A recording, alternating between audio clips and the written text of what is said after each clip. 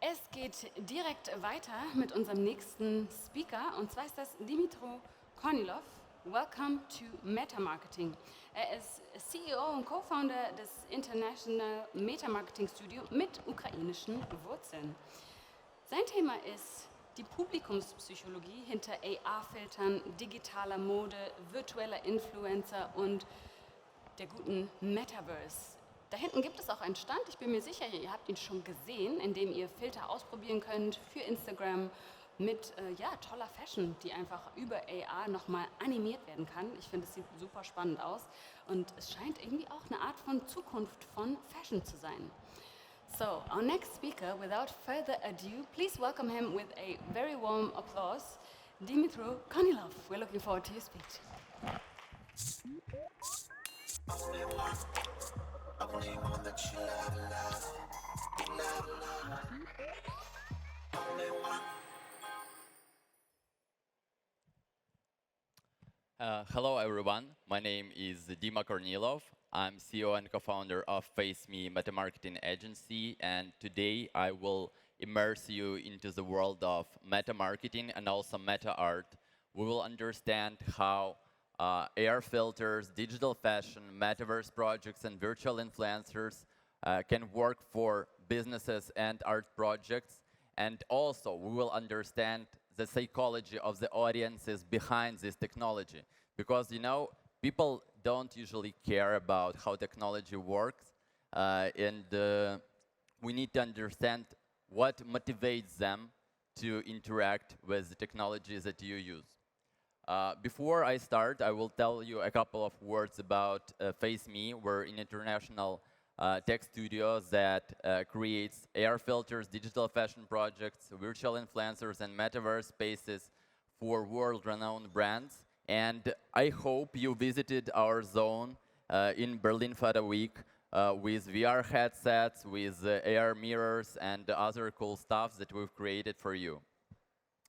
So, in the beginning, I mentioned that we will try to understand the audience psychology, and this is not something new.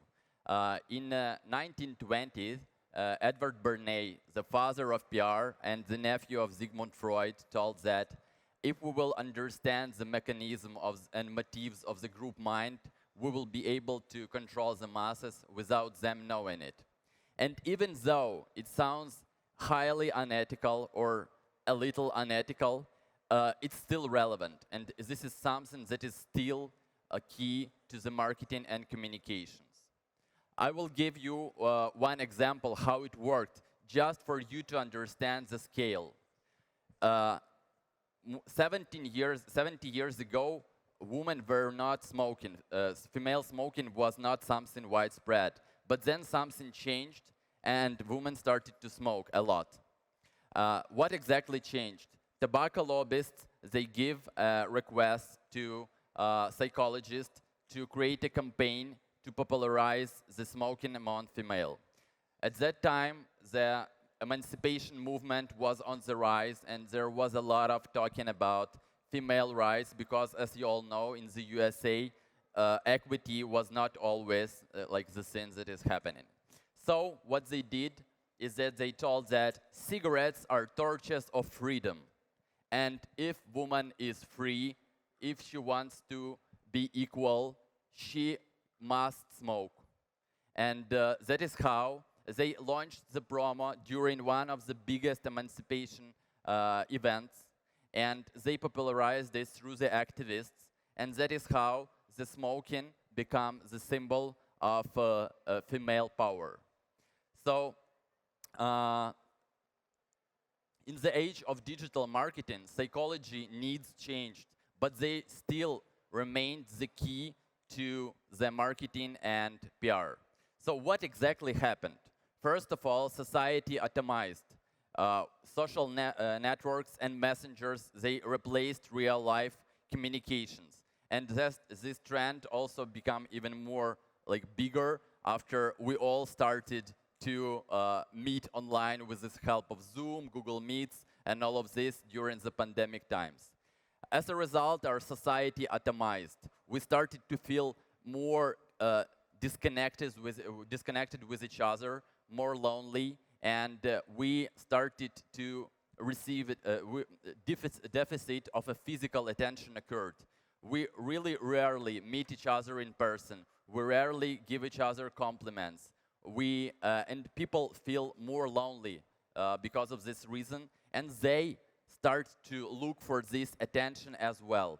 They start to look for this attention and love they need in the digital media. So we started to compensate this deficit of physical attention with the digital interactions. And since the source of digital interactions is unlimited, we started to have a dopamine dependence. So right now, we need to receive some likes during the day or during the week. We need to create selfies and stories. We want to receive fires. We want to receive new followers. And the main reason behind this is that actually these digital interactions are already connected to our physical organism.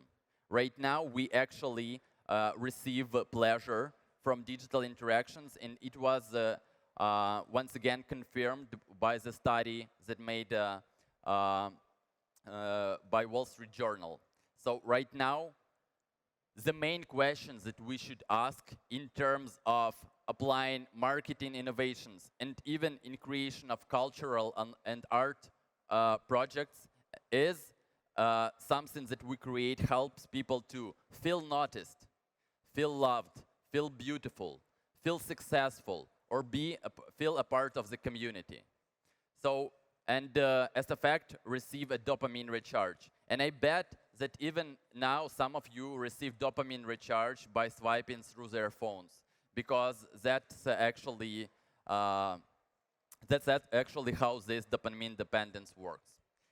So one of the main things about meta marketing and also meta art is that what main things that change is that while marketing was about showing some information to prompt sales, right now meta marketing is about offering audience experiences that align with their psychological state at the moment. So, for example, right now everyone in this exhibition wants to see something new, wants to interact with something new.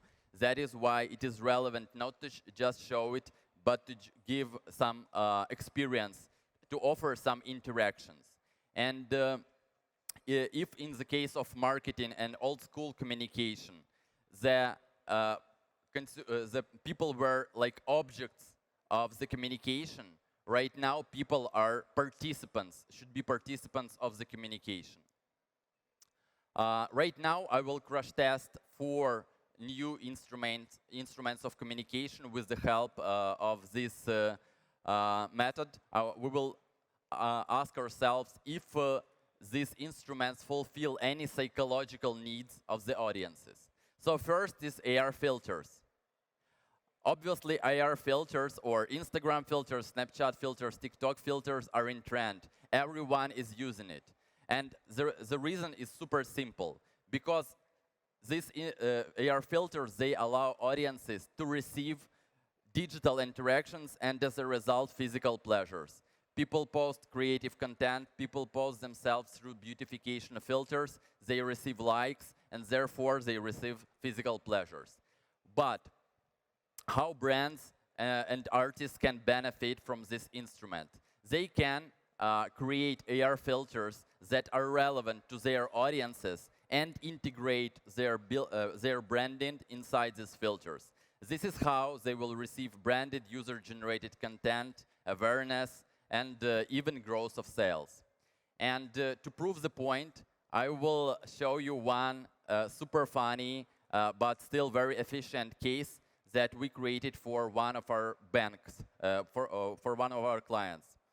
So we received a request to create a filter to celebrate the April Fool's Day. During April Fool's Day, everyone wants to be funny, but it's really hard to come up with a joke. So what we decided to do is to offer a filter that will help people to create a joke. This way, we will satisfy their psychological need to create funny content on April Fool's Day. So, we also understood that the joke should be relevant. It should not be random joke. It should be joke that is relevant right now. This project was launched on the period when the vaccination happened. And a lot of people, I bet you know, were making jokes about 5G chips that are installed in our heads during the vaccination, that Bill Gates or Illuminatis or reptilians are installing chips into our bodies. So we launched a filter that actually offered to make this joke and to joke about receiving chip. And we also said that when people will install this chip in their head, they will be able to transfer money via handshake. So one more important tweak that we did is we not just launched the filter on the Instagram. As I mentioned, we need to offer relevant experiences in the relevant places. We knew that most of the consumers interact with this bank with the help of their banking app, and we know that all people will open it at some time of their day to pay for their coffee or to transfer money or etc. etc. So we integrated this filter into the app as a push notification, and when people opened their banking app on the April Fool's Day, they received a push notification with text. Do you want to create a cool joke? Use this AR filter. This is how we activated the audience of this banking app, which is 2 million people. And within one day, nearly 40,000 people created content, created branded content with the Monobank branding, and it was for free. These people just did it because they want to do it, because they wanted to create a cool joke. And we also received more than 20 mentions in press because the project went viral, and press was writing about the thing that this bank is giving chips to its customers. And also, we received 3 awards for this case because it's super efficient, and it was also a great result. So, next thing is digital fashion. I bet a lot of you heard a lot of things about digital fashion. Digital fashion this, digital fashion that, but the thing is, people talk about it and they do something, but they don't have any concrete results, and it's all a little bit abstract. So once again, we need to ask ourselves, what benefits can digital fashion give to the audience in terms of their psychological needs? And the answer is super simple. First of all, digital fashion, digital clothing, the clothing that you can try on with the help of a Snapchat filter, allows people to receive digital reactions. It allows to receive likes like, wow, is this dress is real? Or, wow, I love your sneakers. Where did you get them? But second, digital clothing helps people to receive a better shopping experience, especially at the times when most of the shopping experiences become remote. So, what brands should do is they should integrate digital clothing and virtual try-on experiences within all their digital shopping retail. And I will show you also 2 examples. So, first example is Amazon Shoes Try-On. Amazon, the biggest retailer ever, they integrated shoes try-on into their app. And this is how it looks, so it looks pretty realistically. Why did they do it? First of all, because when people have shopping try-on experience within their digital shopping, this will generate more sales. If people were able to try something on, they will most likely buy it because they will feel sure that this clothing fits them. They are also able to do this trick that everyone does during the shopping. Take a picture, send it to wife or to husband or to friend, and ask like, okay, what do you think? Is it works for me? Does it fit me? So this is the first thing. Then second thing, apart from increasing sales, it also decreases returns because before virtual try-on was available, what people actually did is they ordered like 5 pairs of sneakers, then they tried them on, and then they sent 4 of them back, or even all 5 of them. So when they are able to try on remotely, they will not return clothing so often. But then there's a third cool use case. So this suit that you can see on this video, it's totally digital. And one of the cool things that we can do with the digital fashion is we can test the production hypothesis. For example, we want to create some clothing, physical clothing. We have 3 designs, but we only have the budget to launch 1 design. What we can do is we can create AR filters with different colors or with different designs, launch them as virtual try-on, and then see how many interactions each design will get. Because all of these filters, apart from just looking cool, as you might guess, Snapchat, Facebook, they all collect analytics. So we're able to see how many times each of the items was tried on. We can see what number of content was created. And that is how we can understand what design is the most popular, and then we can physically produce only this design, which is great and which is also sustainable, because we will not waste a lot of materials to produce all options and then just throw them to the trash. So to sum up, the functions of digital clothing is play with concepts and materials that are not available in real life, and this way generate content from the audiences. Then we can test production hypotheses. Then we can integrate them into the shopping experiences to increase sales, decrease returns, and collect analytics about user behavior.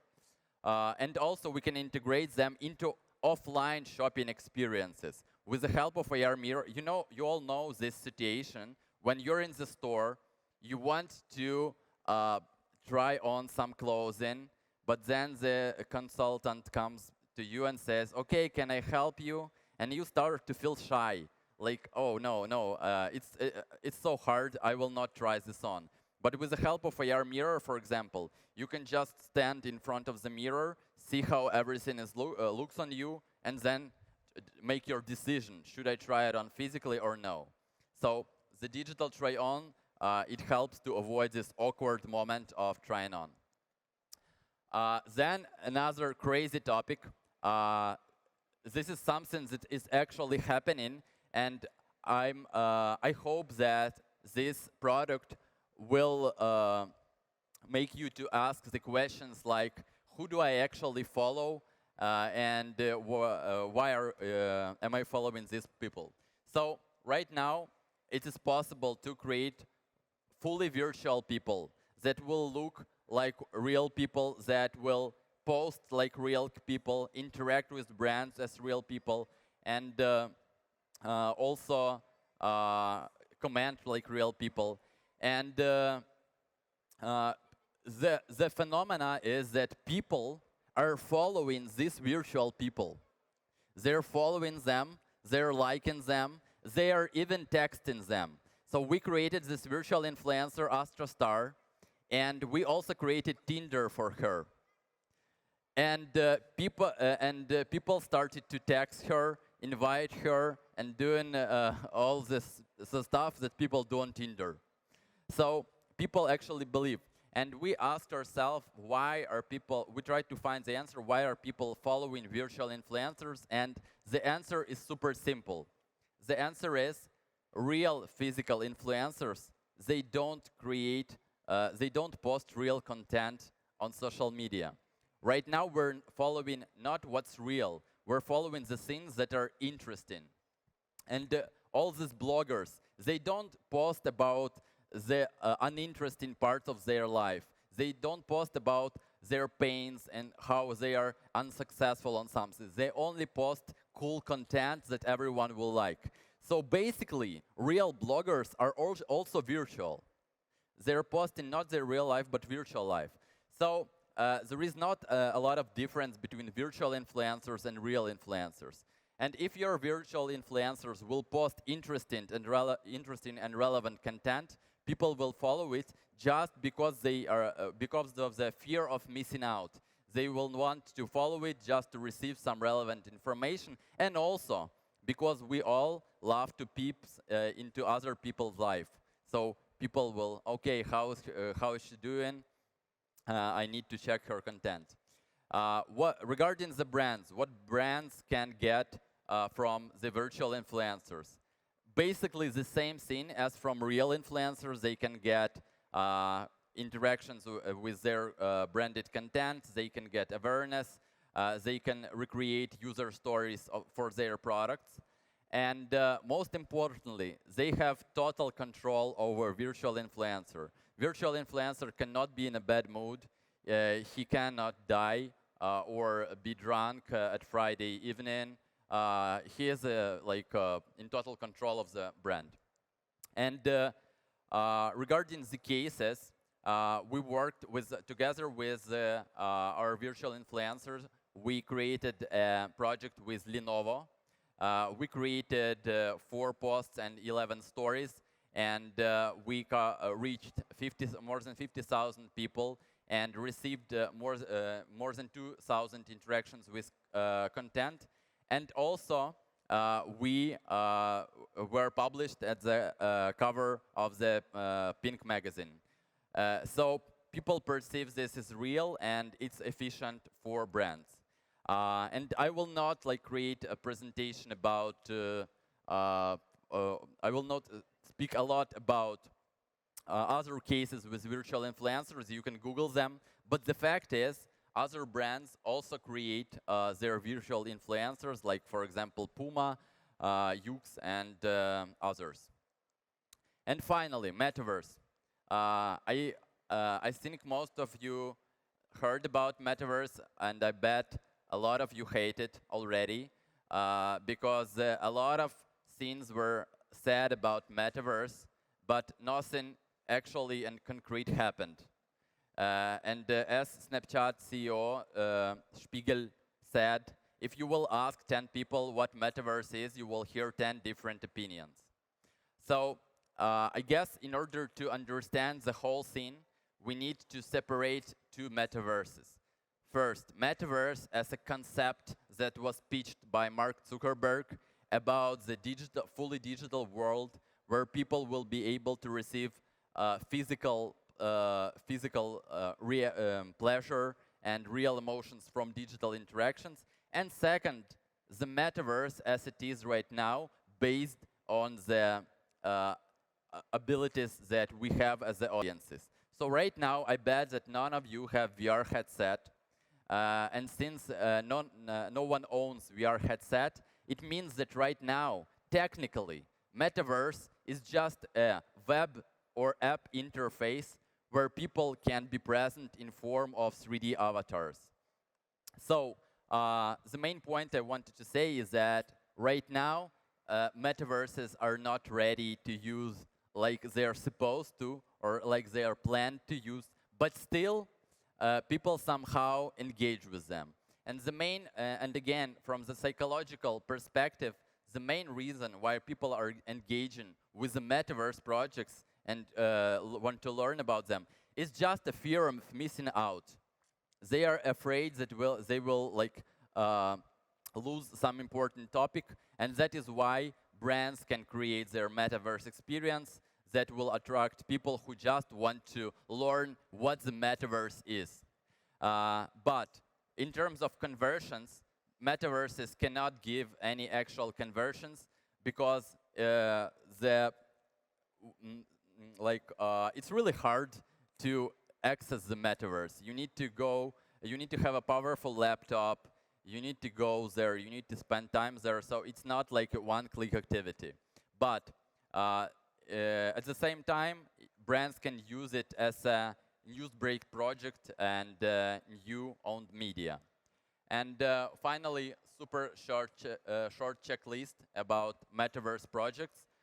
If you're a brand or artist and decided to create it, just remember a couple of things. First of all, metaverse is just a technical concept. So in order to make it successful, you need to invest in content a lot. You need to create a cool exhibition or a cool show with the great visuals. So invest in content a lot. Second, you should choose the relevant platform, because some platforms are accessible from laptops only.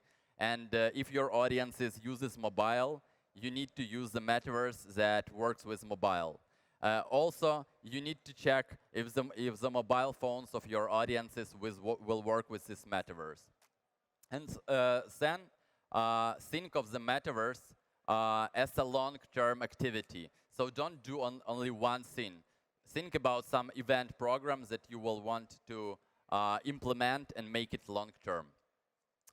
And thank you. Welcome to Age of Metamarketing and Meta Art. And I wish you all to create things that will give pleasure and happiness to your audiences from psychological perspective.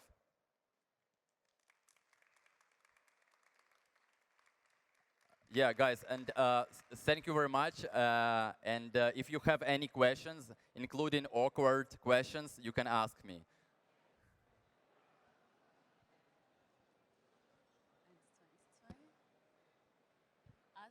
Are there any questions at this moment? I have a microphone and I would step to you, falls es Fragen geben sollte. Ich habe ein Mikrofon in der Hand und kann euch das sehr gerne geben, falls ihr die Gelegenheit nutzen möchtet. Ah, da ist eine Hand.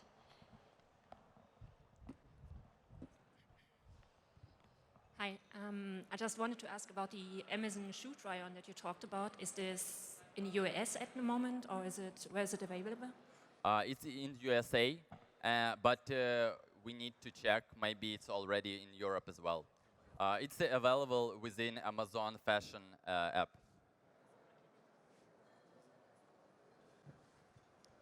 Gibt es noch andere Fragen? Are there any other questions? This is your chance. Do not be shy.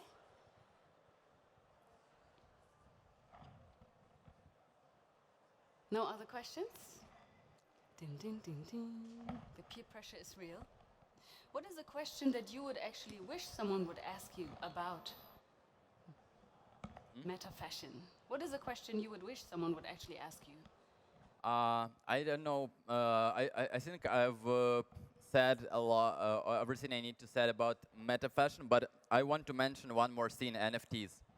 A lot of people speak about NFTs right now, and I guess that question that we should always ask if we want to create NFTs, or if you're thinking that you're missing out, is what value actually these NFTs have for your consumers or your audiences? Because when NFT scene started, a lot of people received like crazy money for this, and a lot of other people, they started to think, oh, I should do it too, because this way I will be able to randomly receive money.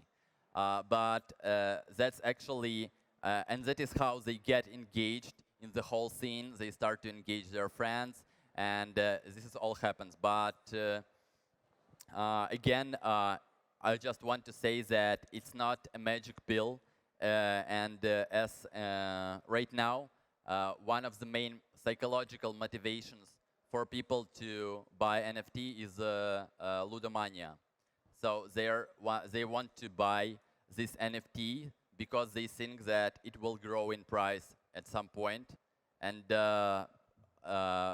actually there is no other value. Okay, thank you very much. There's another question actually. Oh. Just popped up. Here you go. I want to ask, there was such a situation in Netherlands. There was crisis about that flower, tulpanen. Okay. Yeah, and I think that there is just similar situation with NFTs because they started to buy it because the price was going up.